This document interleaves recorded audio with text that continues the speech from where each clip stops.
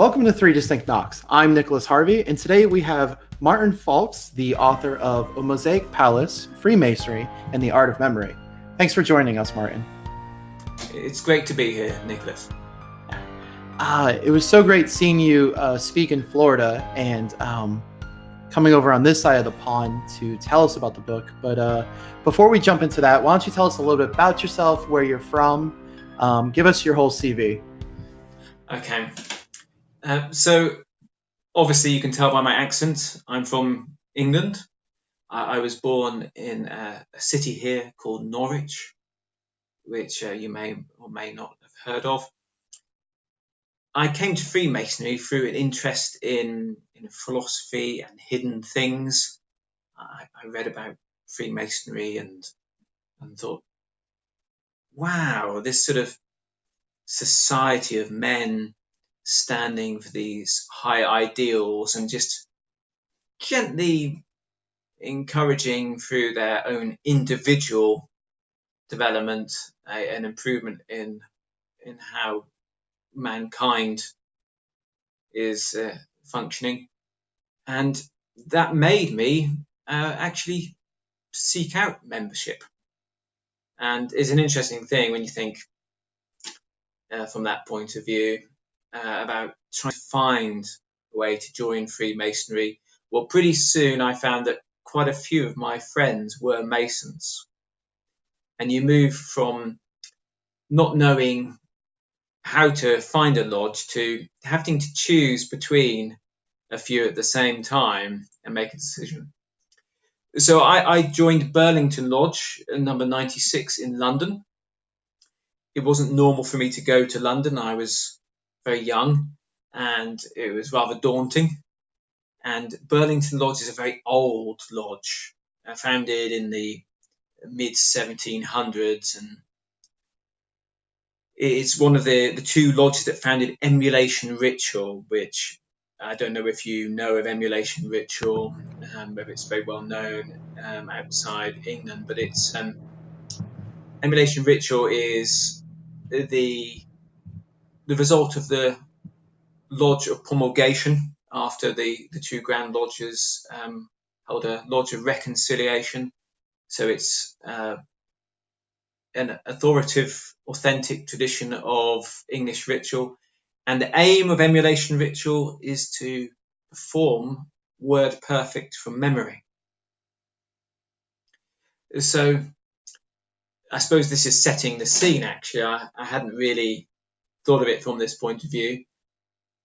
So when I joined a lodge which was one of the founders of one of the most strict memory traditions I think there are in this day. So in the Emulation Lodge of Improvement is a lodge of demonstration. So you can go there any Friday at the Grand Lodge of England, and they will perform one of the 3 degrees or the installation ceremony word perfect. The aim being to perform without a hesitation or prompt or correction. And those who manage to do so, if they manage to perform a degree, and it's all of the degree, so it really does involve all the long pieces that many people would have someone else do in a ceremony. They receive a silver matchbox as a celebration. And those who do all 4 ceremonies will have what they call a complete record. So there's a scratch on the matchbox and a record showing that. So it's kind of like the highest level of ritual attainment in English Freemasonry. Oh, you put that on Facebook a couple days ago. Yes, so that was one of the matchboxes from someone who has a complete record. Got it. So I'll translate that to us on this side of the pond. It's what we call a Zippo lighter with the little fling, fling, fling, and you can kind of flip the top open. And it's engraved on the side. Yeah, so this is actually, it may look like a Zippo lighter, but it's a traditional English thing. If you would open this, you can imagine this for Victorian Masons. It would hold matches. So that's what it is now. And but it's silver, made from silver. And this is a tradition within the Emulation Lodge of Improvement.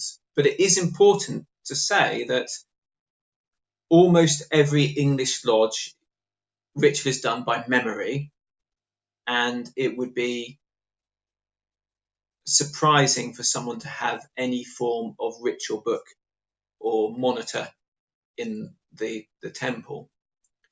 Sometimes an exception is made for the past master who's the prompt, but this isn't common practice. I understand memory is very important in American Masonry as well, with some states not even having we have a ritual book that has every word but the password and signs written in full. You tend to have monitors where everything is just initialed. It's just the beginning letters or... So it depends on which state you're in. I know, I believe there's some places that only do mouth to ear. In Massachusetts, we had like a few letters of each word, so you could kind of figure it out. But you're right, all the passwords and stuff was not in there. In Florida, we only have one letter, and which makes it really, really hard because you're like, is it the trampoline, Tobago? You have no idea what the T is. And funny things do happen through that. If you look at the development of Masonic ritual, because you're teaching something in a discreet and careful way, sometimes words do get changed. And yeah, things happen. And it can only take one generation. If you've got very few members of a lodge, I visited a lodge where somebody who was very old and couldn't raise their arms properly couldn't perform one of the signs properly, and he just try his best. And if you looked around through imitation, everyone else was copying his position, not the real one. You can see how things evolve if you're not careful, or devolve rather. So memory is very important in Masonry. I mean, it's really important and really respected. So we want to remember the exact customs and traditions and where things are in the lodge and what they mean and where they should be precisely and when they should be there precisely, when something should be repositioned, that kind of thing, where you should be. There's a lot of moving around, and so memory is very important, and it also takes a lot of awareness. Anyone who's a Mason watching this has done a thing where they've memorized a bit of the Masonic ritual, which is in response to something that happens. And it's your only big bit of the evening. So you're waiting for that prompt. And you go in there and you position yourself, but something distracts you, or you start thinking about something at home. And it's a surprise to you, and that catches you out. And it's a practice of mindfulness and awareness, what the Masons of old would call prudence. They would call this. So being able to be completely aware and respond as part of that discipline. So the disciplines of memory are still with us in Masonry. And we're not the only people in the modern world that do this. There are certain religious groups and certain spiritual groups that have got memory-based practices. So there are Buddhist traditions that see memory of ritual as a kind of Zen kind of discipline, just like it is for us. There are traditions within the Christian church where they use memory palaces and they use questions and answers like we do. So we're not the only people, but we are most certainly the direct legacy of an ongoing tradition of memory. So here's the question. We've got this wonderful tradition. Why? And where? Why are we still doing it? Where did it come from? You and I would probably, if asked, why are we doing this, would say it's to cultivate virtue, to be a better person. But most people who aren't Freemasons, people who listen to this who aren't Freemasons, may find the idea of learning 17th century moral plays a peculiar suggestion as to the best course for self-development. I mean, that's lightning years away from what they might suggest. It's something very, very different. It's not brain training on an app or going to a self-development course. But there is a common belief within Freemasonry that learning and performing these rituals and experiencing them actually can change you. Wow. I mean, that's quite a bold goal. And the book is about where this tradition came from and how this tradition of memory is believed to improve a person. And for me, it's fascinating. The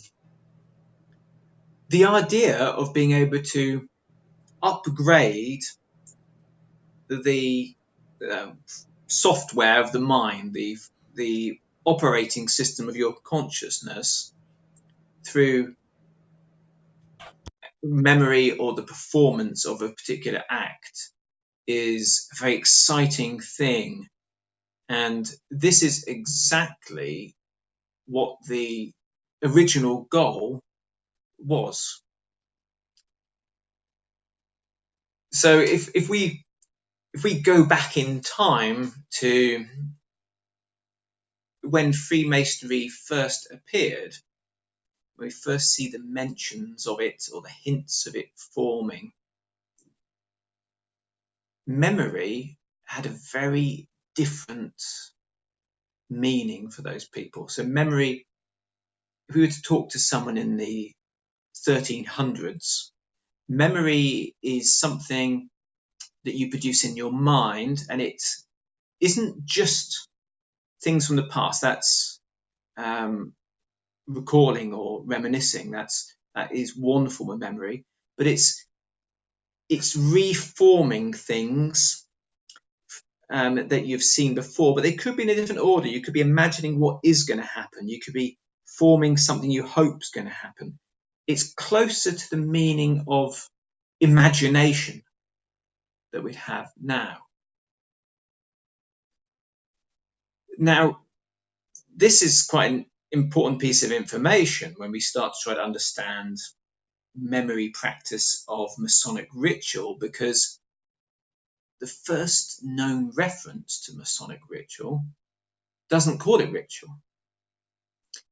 It's from a text called the Shaw Statutes.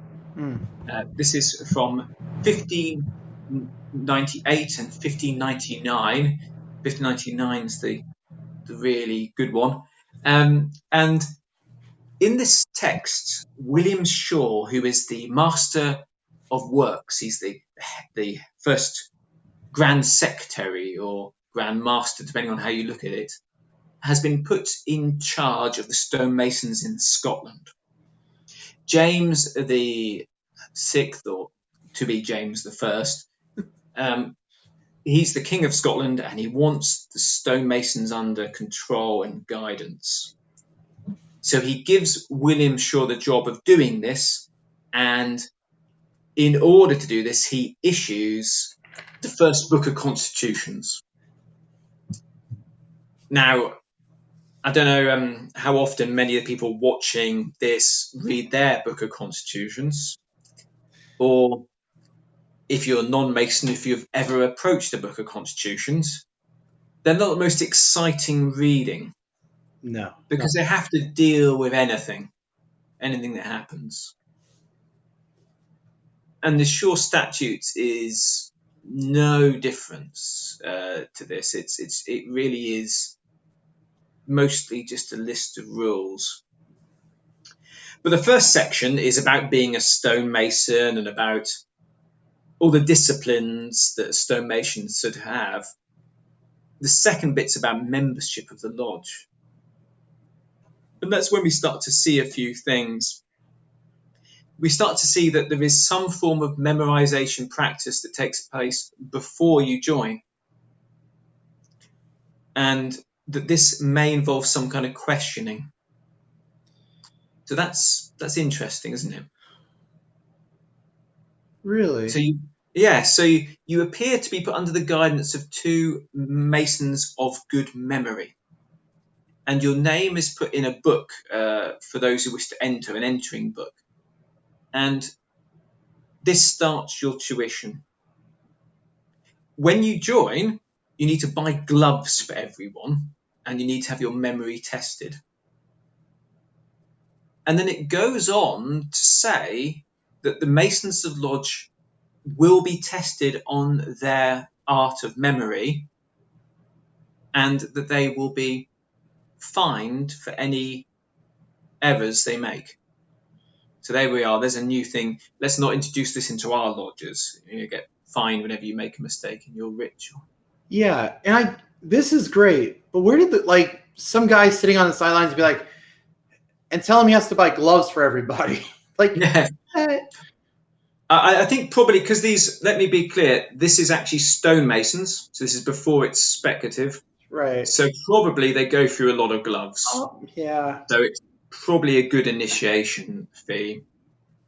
Now that use of that term, art of memory, is more important than may first sound, because if you look at all the books around the time, and you can do this, you can do a search. There's a wonderful academic site called English Books Online, or Early English Books Online, rather.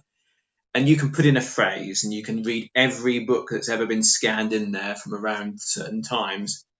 And you'll find that this phrase always, I'm yet to find one where it doesn't, refers to a specific way of remembering things. That specific way of remembering things is through a special traditional way of practicing mnemonics, using a memory palace. In Sherlock Holmes, they call this a mind palace. So that will help people understand. So this is when you imagine a building and you practice walking through that building and stopping at different points on that route, always taking the same route again and again and again. By doing this, you make a filing system so that if you ever want to remember something, you can put it in each different place. You can make a list. And it's just how the mind works. We remember far better by location. So if someone gives you a list of things you need to remember, you wander through your memory palace, you put one of them near the front door, you put one of them in the porchway, you put one of them on the seat in the living room, you put one of them on the stairs. And you don't just put them there, you make sure that you will remember them. You make it the most shocking, rude, silly, dangerous, scary, emotional, whatever you can do, you do to make sure that you remember it. And using this practice, you'll be able to recall things with ease. Now, this is really interesting because if we go back to those stonemasons lodges and even to early lodges, they didn't have temples like we have. There's no evidence of any physical temple. And in fact, as time goes on, as the exposés, including the one that this podcast is named after, appear, you see that they're drawing the King Solomon's Temple on the floor with chalk. If you get manuals from that time, from Scotland at the time, on this memory art, and you have a look through them, they state very clearly for beginners that when you're practicing this memory art, if you want to do something to improve your character, you need to start remembering images and symbols and lessons which are virtuous. And to do this, you want to form a memory palace which has symbolic value. So they suggest things like Noah's Ark or King Solomon's Temple or the Tabernacle. And here's where it gets really interesting. They say, if you're a beginner, if you can't paint with your mind very well, so you can't imagine, you might want to start off drawing on the floor in chalk in the manner of a master mason. So it seems very suggestive that the stonemasons at the time were doing what other people were doing, but in particular what Christian people were dedicated to improve their character. They were using this memory art to remember acts and lessons of virtue. King Solomon's Temple was their memory palace. Actually, in one of the early exposés, one of the first terms for Masonic Lodge is a Mosaic palace. They call it that. So this art of memory was a good way to educate someone. Probably some of the sort of most important advantage to this is also that it could work for illiterate people. So you can imagine how easy it would be to forget that when we think about early stonemasons lodges. But if you've got someone who can't read and sign a contract, and you want to make sure they behave right, making them memorize the rules is probably a very good plan. So it is my firm belief that Masonic ritual was part of this memory tradition. The stonemasons probably learned it from their clients at the time. They were building churches, they were in monasteries, and we do know that people of religious dedication with these disciplines did teach this to others. Oh. So not normally to this degree, but I'll give you an example. If you were suffering from anxiety, your priest might teach you meditatio mnemonica, might teach you meditation memory or memory meditation. And he'd choose a stained glass window or a beautiful picture, had lots of calming images in it. And you'd sit with him and he'd teach you a poem containing the meaning of every little symbol that would be done in an order, and every little thing would be covered. And this would be very meditative and very calming because you couldn't worry. You have to focus on these calming symbols and lessons just to do it. So it's fully involved. And the belief that what you remembered became who you are was almost complete. In medieval to the Renaissance Britain, it really was something that everyone would believe at the time. And in fact, modernly, most of us, I think, understand that experiences can change someone. I mean, have you ever, Nicholas, have you ever seen anyone go through a really good or really bad experience and they come out a bit of a different person?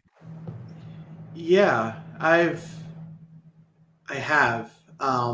When my friends became fathers for the first time, that really changed them. I'd like to think that I also had some personality changes once I became a father.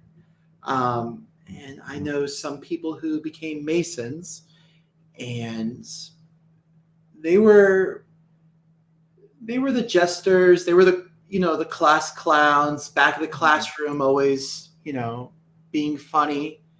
And after their initiation, I know a few of them, they took things a little bit more seriously in life, not just Masonry, but in life. And I think it was just, like I said, just a change they went through. And you never really know what goes through somebody's mind when they're going through a degree, because there's so much going on, and the state that they're in, and it takes a few times. But at least for myself, it was over the course of I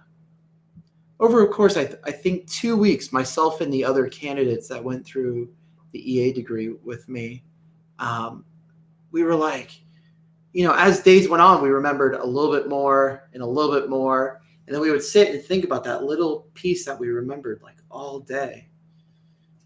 Yeah, so one of my friends, he was learning a bit of there are a set of lectures which are associated with the ritual here in England, which were once part of the education system of Freemasonry. They're called the emulation lectures.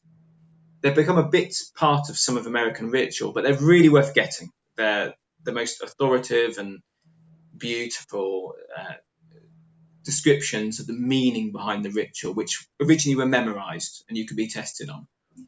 He was learning a section on this on honor, and it's a really tricky one.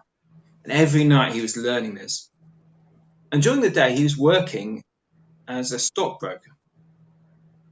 And he kept finding himself looking at situations, thinking, right, what would be the honorable thing to do? No, this is not, what would make the profit here? Right, okay. What would be the honorable, what is going on here? And so he discovered that memory does seem to, you're obviously practicing that part of the mind, that thinking, and you start putting yourself on in that direction. Well, the ancients, or rather those from the period I'm talking about, they had some ideas about this. So if we go a little bit further back and we look at the writings of St. Thomas Aquinas and Albert the Great, they actually believe that what happens with memory is the same mechanism as a big experience. So you talked about the moment of the lessons of having a child. Well, there's a lot of lessons there, but one of the big ones must be, for most people, the actual moment of seeing your child for the first time. You're holding the baby, and wow, you've got another job now. It's not you've got some responsibilities. Other experiences, if you get really hurt by something, you can be very careful about it in the future. And a lot of people have an experience when they first burn themselves. That gives them a new level of respect for fire. You don't need to do it more than once. They thought that this same way that the mind impresses big lessons would happen if you did memory practice. They didn't have a word for subconscious. They said it went into the estimative ability. It was like into your instinctual animal self. So every time you see that Masonic ritual and there are lessons in there, and there's some very strong lessons. Don't turn your back on someone when they need your help and are genuinely at a low point. Make sure you don't rush forward too much in life. Make sure you don't retreat too much. Pace yourself properly. These are quite dramatically produced. Every time you do this, it pushes it into this subconscious and helps you evolve your character. But there's more. At the time, there were also people who believed that the way you learnt things could affect how your mind could use them. So if I come to you and I just teach you Italian grammar, we do it randomly. I tell you a little bit about something and I mention what a certain verb is, and then we talk about something else and I tell you what another conjugation, of that is, it's hard for your mind to deal with it. It's all scattered all over the place. If you just have a list, so you've got everything you need to learn from that particular area there, then it's more useful. Your mind can put it in the right order, it can file it properly. But there's an even superior method. So at the time, and as things went on, so this is a belief that starts to appear around that late 1500s, early 1600s, based on this firm foundation of hundreds of years of belief that what you remember can change your personality. There starts to become a belief that using a memory palace and using the correct order, information could lead to an improvement, a talent, a genius. It could lead to an enlightened state. So let me give some examples. If you and I spent a few weeks, and what we did is we produced a memory palace of truth, and we laid out in that memory palace of truth all the forms of correct logical calculation, all the syllogisms like angels, and we walked around them till we memorized them in the correct order so we'd understand them clearly. And maybe we could have another palace, maybe we could have a garden of falsehood, and we could have all the common reasoning errors humans make. If we're going to be really Renaissance about it, we could have them as devils or demons in the garden. If we memorize them clearly and in the right order like that, because you've laid them in a palace in your mind, your consciousness can access them like that. And there's a belief that your consciousness is always trying to do its best. So just like if you memorize times tables, you can just get to them. Now it's got the most important things. It's got the calculation of truth. So suddenly you're like Sherlock Holmes. When someone says something that isn't truthful, wham, you don't know why, because it's all deep and subconscious, or you might get the conscious answer. You see things more clearly. Everything's more lined up. Your thinking system has been upgraded. So are you saying that some of this, it could be conscious as you take information in and you do this, but that some of it is also unconscious? Yes. So let's imagine a different example which would perhaps make this more clear. Let's imagine that we did something else. We did a memory palace where we went through all the principles of rhetoric, of public speaking. And in that memory palace, we had all the ways of convincing people. And as we went through that, we imagined the feeling or the belief or the way we wanted to direct the person with each one of the ways of convincing people, of being an eloquent and persuasive speaker. The belief at the time was if we did that, after our minds got it set in there, it's got new information to work with. And that becomes unconscious competence. So suddenly we're as persuasive as Darren Brown, or as the most wonderful of the speakers from the ancient times. And imagine what you could do if you did the principles of art or the principles of scientific investigation. The idea was you could lead yourself to an enlightened, divine state of mind beyond anything any human had seen before.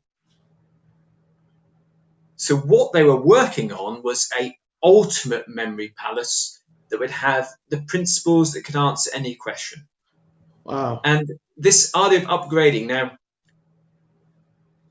how much influence this has had on Freemasonry is debatable. But the most famous practitioner of this Hermetic art, Giordano Bruno, he took a student in Scotland. And his student, Alexander Dixon, was in the same royal court as William Shaw. So we know the art was near them. If we look at the rituals themselves, they're very focused on moral development. But there are some hints to this. We do memorize the different liberal arts and sciences and the correct order, and we do focus on methods of learning. The hidden mysteries of nature and science are definitely in there somewhere. So this has part of that discipline. Now, here's some fun things. We've got all of this historical memory art, which was, of course, used for speech making, used for, as we've discussed, moral development, and used as a means to bring enlightenment. There are some modern studies that show how effective it is. There's actually one study that shows that just 6 weeks of training using locational memory rewires the brain for superior memory in all respects. So much so that 10 years later, a psychologist can, through tests, tell which group of people studied the memory art and which people didn't. So when that past master says they're learning their ritual and keep doing their ritual because it's good for their mind, it is good for their mind. It will prevent cognitive decline. It will mean they remember names better. It's not going to make them perfect all the time, but it's going to keep them fresh and young to some degree. And you can use that. You can use that when you're asking them to do it. It's good to have a refresher. Nice. Yeah, we have a past master in my lodge. I want to say he was the master 30 years ago, and he's very, very up there in age. He has trouble walking, has trouble hearing, has trouble saying what he wants to say sometimes, but every now and again he'll want to do part of the degree, and he gets up there and then blah, blah, blah, blah, blah, blah, blah. And you're like, who is that guy? Yeah, where's it come from? It just, he gets so zoned in, and the way he says it, it all just comes back to life. Yeah. But there's a question for you when it says come back to life. I'd like your opinion. Word perfect or with feeling? Ooh, always with feeling. Yeah, so I found myself that I can get the ritual pretty spot on, but I can't dedicate myself to being as genuine with it as I'd like with that method. So what I've decided is that if sometimes the odd word changes, so I say beneficence instead of goodness, or take step rather than make a step, then that's okay as long as I'm connecting with that person and making sure that they have a big experience and that it's good for them. What is exciting about this, though, is if you have a look in that book, The Mosaic Palace, if anyone's watching this, that's where they should go for more on all of this. And be aware, at the time of making this video, there's only 90 copies left, so it's getting to the end.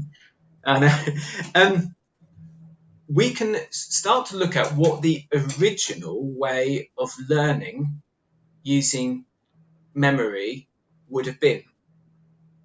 And here's the big stuff. First and foremost, if we look at the art of memory and we look at the way it was learned, and we're willing to see Freemasonry and its rituals as having come from this, then we can see how a stonemason or very early speculative mason would have practiced their ritual and also understand how they viewed it. So most certainly, if we were a member of a lodge at Shaw's time, the Masonic ritual would be seen as a form of meditation, meditatio. Hmm. And you would learn your ritual in your spare time by sitting still, closing your eyes, and imagining yourself in King Solomon's temple, or the Masonic idea of King Solomon's temple. And you'd walk through the ritual, stopping at each point, performing your lines. And you'd practice it till you could see it as clearly as real things. That would be the goal. Now, laymen weren't expected to be able to get it to the degree monks or nuns were. If you actually read the kind of things they can imagine there, it's just off the charts. I mean, they used to wander around, go into a Catholic church and imagine reproducing that in complete detail. That would be the norm. Wow. They really could do it, and with different colours and writing on things and so on.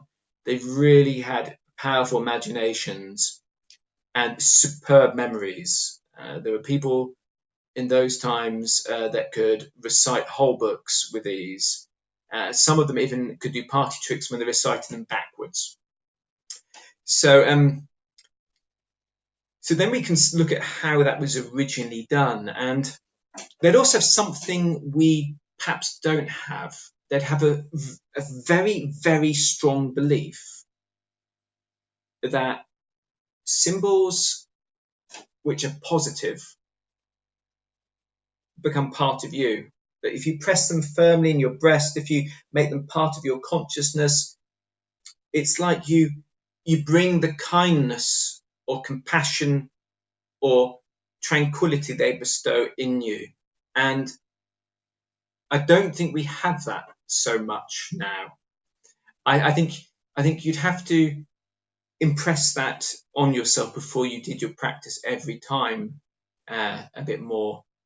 Nobody goes to a film now or a movie to say, I feel like I need to improve myself. This has the right lessons in it, or maybe few people do. It tends to just be for enjoyment, but maybe we're missing out a little bit. So yeah, that's the kind of practice and feel we'd originally have at the time by reading the memory manuals. So, one thing I struggle with, and I think a lot of other people would, listening to this, would say the same, is that when I visit a lodge for the first time or I go to some Masonic event, I'm introduced to 20, 25 different people. And this guy says, I'm Bob, I'm this, I'm that, Yeah. Do you have any tricks or secrets of ways that when there's so many things going on and somebody tells me their name, I don't say, thank you, I'm never going to remember that? Yeah. Yes, I have. And some are from this memory tradition and some are from observation. So I've noticed a few things in the people who I know who do remember names better than others. First of all, they tend to find excuses to say the person's name a few times to them. I don't think they know they do this, but when they say, "Hello, Nicholas. Pleased to meet you, Nicholas. So, Nicholas, they also ask more questions. So when you meet someone, try to gain 3 or 4 bits of information about their life. A lot of memory is about interest. And we tend to remember things which are interesting to us. And our memory likes lots of different branches. It likes it to be complicated and all over the place. So they've done some interesting tests on this. If you introduce someone and you say, this is Jeremy Baker, and then do another group and you say, this is Jeremy, he is a baker. The second group will remember the name and the job of the person far more. I mean, it's almost double the likelihood than if you did it the other way. So we remember visual things. We like the excitement. A baker's got a clear image. You can imagine him making the bread. If it's his surname, his second name, we don't think of it so much.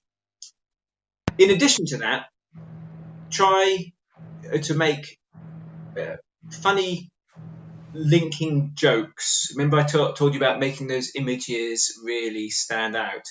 Now, my advice still is it needs to be silly, rude, exciting, something that's going to be big there. So maybe with me, my name's Martin. You could imagine me eating baked beans from a tin. Martin, my tin. Oh, okay. That kind of silly thing. If you've got meet someone called Michelle, you could imagine something, and it is good it's even better than just the silly beans. If you can tie it into something real, you could imagine her nose looks a bit like a shell or something like that. And you make that link as a hook, something that stands out about them, something that goes on with that. A really good practice, everything you do with your memory will improve. So always take opportunities. So if someone says, do you remember last Christmas or the Christmas before, whatever date when we did this, and you don't give up. Every time you abdicate, every time you back away from a chance to practice your memory, you're missing an opportunity to improve it. So your filing system might need a bit more time than you're giving it. So when the person says, do you remember the gift I gave you last Christmas, and you don't, hold fire. Don't try to remember the whole Christmas at once, but look at what you can remember. Okay, no, don't tell me. You've got to stop them telling you. Okay, yes, so that Christmas we came to yours in the morning. No, don't tell me, I'll get it. And just keep focusing on the bits that you do remember. Often, when you don't remember something, you'll keep getting a replacement idea. They call this the ugly sister syndrome. So if someone says to you, what's the name of that man? And you find yourself saying, it's Simon. And they say, no, it's not. You think, right, you're right, it's not. Okay, it's something being with S. It's Simon. You say, no brain, we've already established it's not that. You'll find often something wrong gets in its place. So don't focus on the wrong thing. Focus on all the things you know are right. And the mind will start piecing it together. Don't try to do big chunks of information. People panic and say, I can't remember that Christmas at all. I can't remember anything about this. Your mind can't do that. It's not a download like a computer or a quick internet search. Ask for little bits of information from it first. Okay, that Christmas at yours, what did we eat? What did I give them? And it will start to come. And this is training for the mind. For Masons, is a lovely thing you can do. A lovely thing you can do. When you're going to visit a lodge, get the summons that lists all the officers, and you know where they'll stand. And look at their names and use those names as a play on words. So if it's Mr. Fisher's the senior warden, imagine him fishing. He's sitting there, he's fishing. Why is he doing that? It seems very strange, people are complaining. If the treasurer is called Mr. Smith, imagine he's making the money, like a blacksmith. If the name doesn't work as easy as Smith or Fisher, use something that sounds like it, make a silly play on words. If his name's Mr. Otto, make him Mr. Otter. Go through that every time you're going to visit a lodge. You'll train the mind. You'll know exactly who everyone is when you come in. They'll be astounded. Wow. Get that old school photo. Remember the name of everyone. do it as a practice. It's a great thing to have an improved memory, and it's something just to keep building. What about, so say somebody wants to learn either their catechism on this side, so if you just went through a degree, you have to learn 60 questions and answers or whatever, or someone wants to learn a big part for a degree coming up, and they're super new to the memory palace, they're super new to like memorizing this big chunk, but they're like, I really want to do this. Any tips to get them started? Yes, certainly. So view it as a meditative thing. So actually take time out and relax. Don't try to do it too much on the go.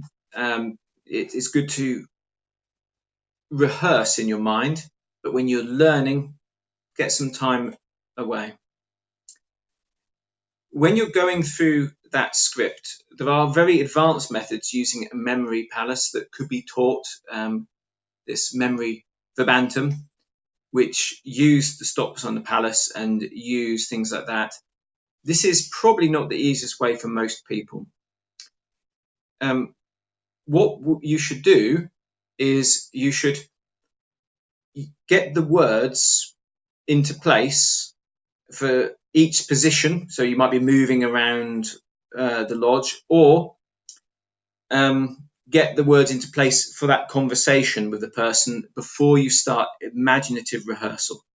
So what I'm saying is, be clear. Before you start sitting down and walking around, just get the basics of the words in order. To do that, give yourself a challenge as to how far you can get through it every evening. Take this as your time. This is just like meditation on a symbol or your breath or repeating on, but you're meditating on these words. You're going to repeat them. You will find that on that journey, certain words are tricky for you. And those words are calling for a memory image. They're actually asking you to put one in there. So let's imagine, as a random example, let's imagine there's a bit that uses the word points to. Let's say a trowel points to the value of charity. So that's not a real thing from any ritual I know. You could imagine yourself picking up a trowel and pointing with it. So if that's the actual words. Now, you can do funny things to help you with this. If you've got the actual book with you, you can actually draw a marginalia. You can draw a little thing of you pointing next to it. And it's a funny thing. The act of seeing it and drawing it and saying it means that image comes. And that stops. Do you remember I said about that ugly sister thing? Often you'll have a wrong word that keeps happening. So you know that one with the pointing to the trowel, you'll probably keep saying teachers or something like that. And you think, why is that still happening? That's when you need a memory image. Keep doing the memory images all the way through as you go, and have a competition with yourself to add 2 lines every evening in this sort of meditative state. Once you've got those basics down, a funny thing happens. The memory image disappears after a while. You don't need it anymore. You'll say points to, and you have to take a while to think, how did I used to remember that? But it's the hook that you're using. It's the pin to get it in place. Then practice doing this in your imagination in the lodge. Doing that in your imagination in the lodge is really important because it prepares you for actually doing it. There's no use sitting in your shed performing that ritual. Then when you get there and you're in a different environment and you don't have the prompt and everything, you're nervous, freezing. So do it out loud. Yes, do a lot of it out loud, but most of all, sit in your state, walk to the lodge building, perform the appropriate knocks, go into it, sit where you're going to be sitting, go through the ritual that everyone's going to be doing. Yes, memorize all of that in your imagination, and then step when it's your bit, get up and walk in your imagination and do it. And this will have a spectacular effect on both the actual effect. So the Mason will start working for you, your personality will start transforming, and on your performance. And it will prepare you for any higher memory work. If you wanted to practice that Hermetic art I mentioned to you, you could build on that. So when you come to practicing the other memory palaces, well, you've done one, you've done a Masonic temple, which is perfect. You've got it done. You've trained your imagination, you've trained your concentration. So there we have that upgrade in that person's ability to imagine, to be aware, to focus, to remember, all happening at once. Wow, that's what this order is about for me. I like it. That was really great. Incidentally, while we're here, one of the other projects I've got going. So it's kind of the sequel to that book. Next year, I'm publishing the first. I'm translating memory manuals of the Renaissance. Really? And yes, and the first one. So it's just sort of around the time of Shaw. Actually, this one. Remember I mentioned Dixon. Dixon was Bruno's student. He wrote a memory manual, and it's never been really well known and never been interpreted, in my opinion, in the correct way.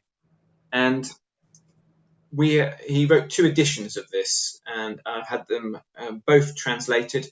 A wonderful professional translator, Paul Ferguson, who knows more about the classics and Renaissance philosophy than I will ever have the opportunity to in my life.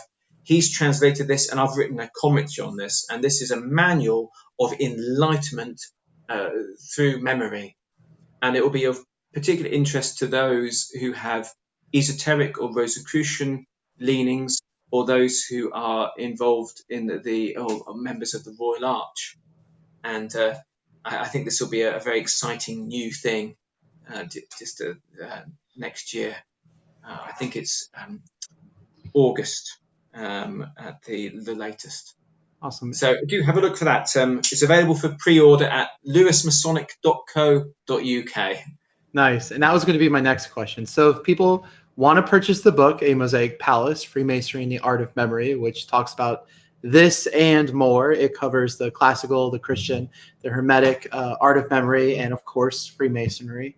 Where can people find the book, either in the United States or elsewhere?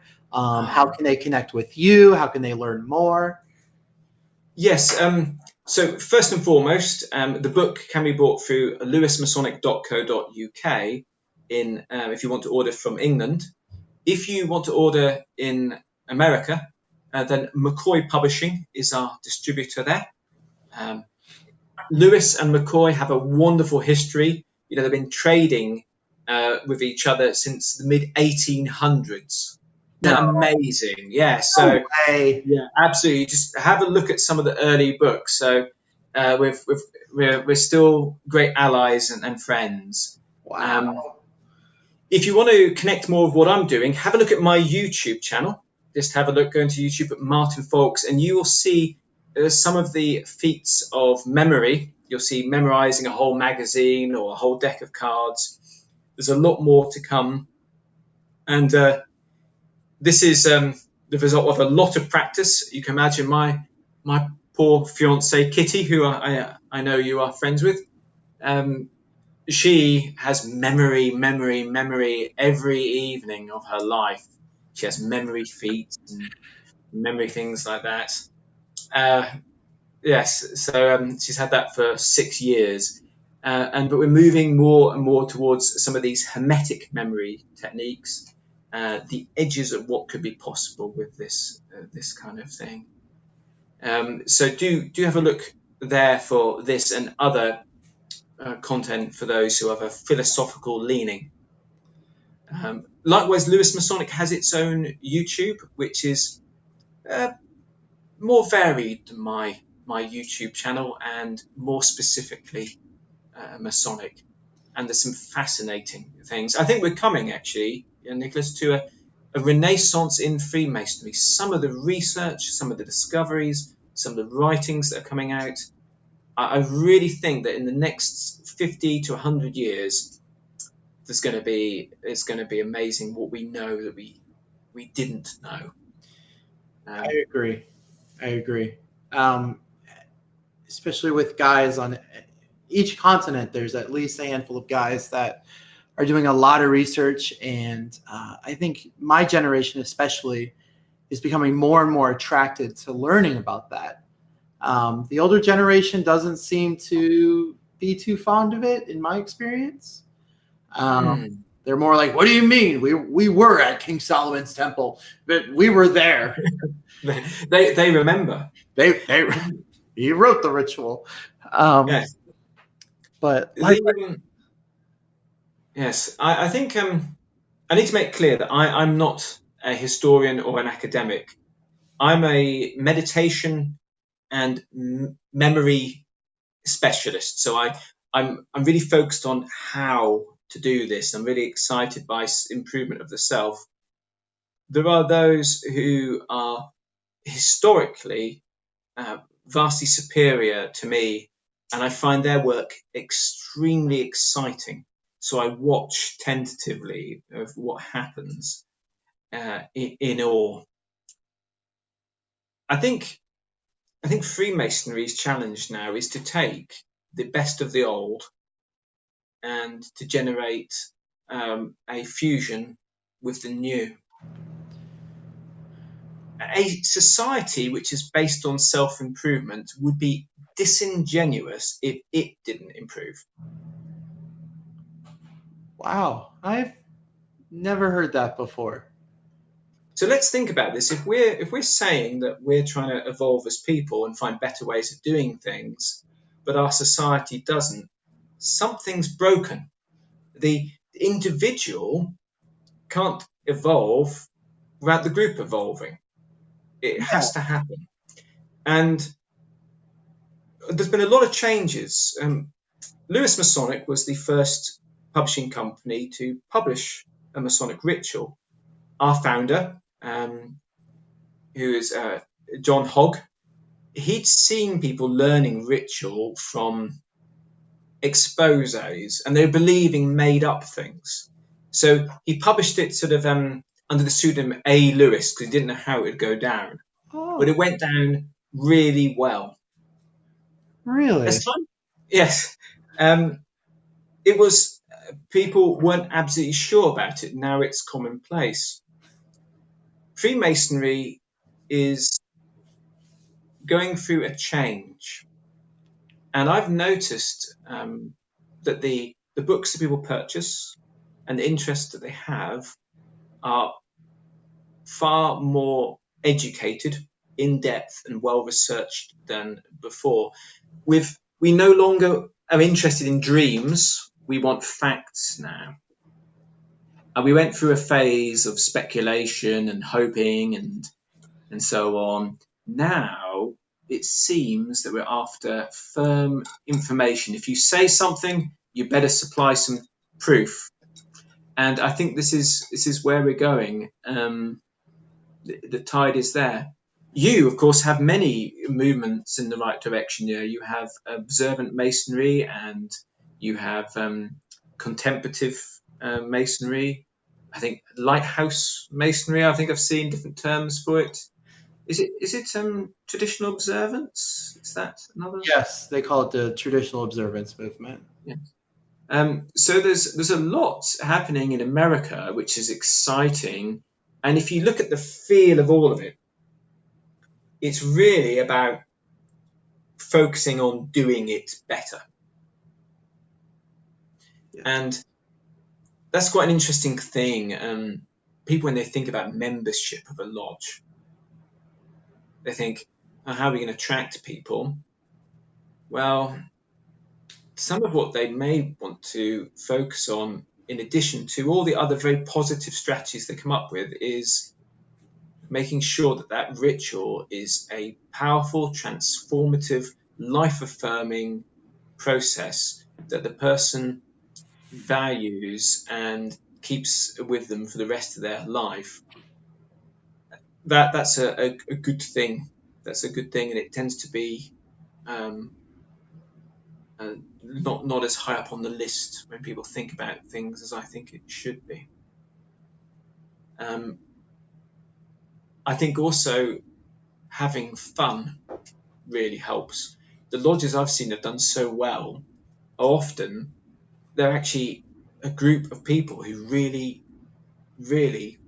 like time together and having such a ball, having such a good time that when people get invited over, they think, "Wow, I want to be part of this," and they don't even ask people to join.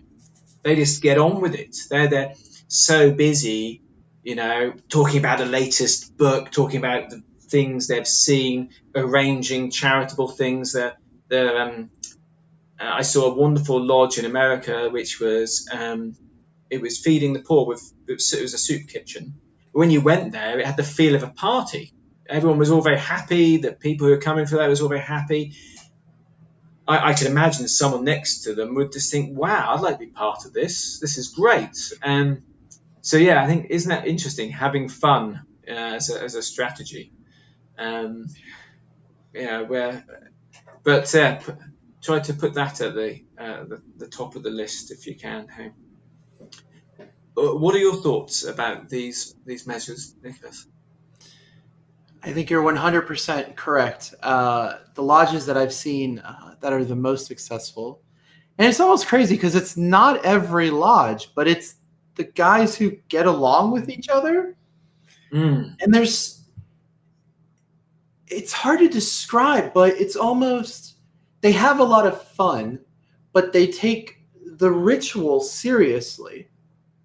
Now, I don't know if they take the ritual seriously because of how they feel about the ritual, or maybe it's because maybe they think, I don't want to disappoint my friends, Mm. like I got to be serious because they're serious.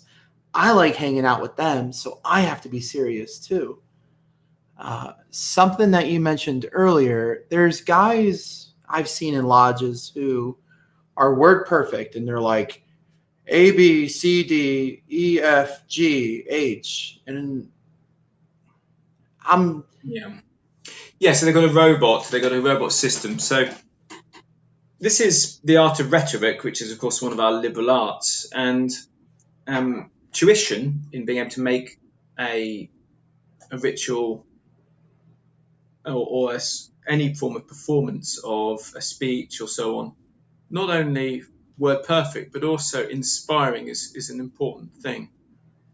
And we need to be aware that the goal of this is to inspire the person and to help them. Then it'll be in their memory planted as a positive seed. There are many lessons, of course, that you hinted at there in Masonry which aren't anything to do with the ritual. So one of the lessons that I've learned, which would be interesting to hear your opinion on, is I've learned how to get on with people I don't get on with. yeah, So you end up, you're in the same lodge or chapter, and naturally, and you'd never meet or you'd never uh, be friends, but you're there all the time. Sometimes you have people who maybe have got mixed motives a bit about why they're there, or they're going through a funny time in life, and so on, that require more tolerance. And also sometimes knowing when to abandon mission. So sometimes just acceptance thinks, we're never going to be friends, or there's going to be disharmony between us if I don't. Maybe I'll go somewhere else for a while. Not nastily. This is just skillfully. We are taught this is the right method. But getting that flexibility and being able to talk to people about what they want to talk about, not just what you want to talk about, is one of a very good lesson for me. And that can take you to some surprising subjects. But if you're attentive and you make an effort, often you'll find things that you wouldn't expect to find interesting. So I think there's a lot of lessons of the festive board, but that might sound that's a very particular British phrasing of that or English phrasing of that, festive board. I don't think that's what you would. A lot of lodges here don't have a festive board, but yeah, along those same lines, Freemasonry has definitely taught me. Uh, I don't know if patience or forgiveness would be. I don't know what the word would be, but a guy who comes through the lodge, he hasn't had many friends, but now he's thrown in this situation, and we're almost forced to interact with him. And maybe if we met him outside of the lodge and he said something a certain way that was like, whoa, but inside the lodge, you're like, well, you spend more time with him and maybe you say, he was never taught how to have a conversation, how to talk with somebody. So you have to learn a lot of patience with those guys if they do exist in your lodge. And like you said, that transfers to outside of the lodge. Yes. Yeah. So there are many lessons there. So knowing a good farmer knows what soil you can plant seeds in. Ooh, good. And what I've started to learn, not just from myself, but from observation of others, is when the right timing and the right way and the right people to be able to suggest improvements to. So you're talking about that, the example of a person, and who maybe isn't used to that environment or has got some lessons to learn, like we all have lessons to learn. Of course. Sometimes in the past, I have I've tried to talk people into a completely new way of doing things. And there may be a lot more needed, a lot more understanding of things. Maybe there's a lot more for that person to sort out. And one simple conversation from anyone is not going to do it. Least of all, someone that's not close to them. So I've learned in a lot of situations, the best thing I can do is exemplify the qualities which I'd like to see in them. So if I see someone who's maybe a bit rude or isn't making enough effort or is always late, I make sure when I see that I'm always going to be on time. I'm always going to be polite. I'm always going to make an effort. And the more they remind me, the more I do. And I've found that they often follow my example. And that's more effective than talking to them. Other people, and I've noticed the wise director of ceremonies or the wise secretary or sometimes the worshipful master that I've watched, they know who can adjust that behavior and when they can and just how much to correct. So they don't pick them up on everything because that's too much. They'll just do that. And I've seen that work very well. But I also remember that there's someone having to be tolerant of me as well. Yeah. So there's some poor guy at this precise moment, maybe even watching this saying, oh, I know him. Whenever I sit next to him, he just talks about philosophy all evening. Never never drinks and just is all this highbrow stuff. And he's having to be tolerant of me as well. So yes, the lesson is mutual. But as you say, outside the world, we need this. We need to do that. I think that's a very important thing. That's something to remember. Yeah. And on that note, I think that's a great place to end. Any last words? People could connect with you on Facebook as well, right? Yes, they certainly can. But I must be clear. Nowadays, I think it's through YouTube and to do working for Lewis. I get a lot of messages. So I have a routine every day. I sit down and I do an hour emails and half an hour sort of Facebook or Twitter or whatever. So it will take a while for me to respond. I always do respond. It's just that people expect it to be instant, and I don't want anyone to think I'm ignoring them. Within 3 or 4 days, I'll most certainly be able to give you anyone who wishes to contact me a full response. Yeah, as corny as it sounds, I'll send you something and then I'll know it's like, all right, I'm in queue.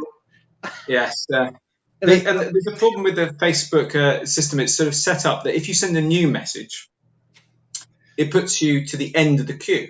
yeah. So I'm going in chronological order.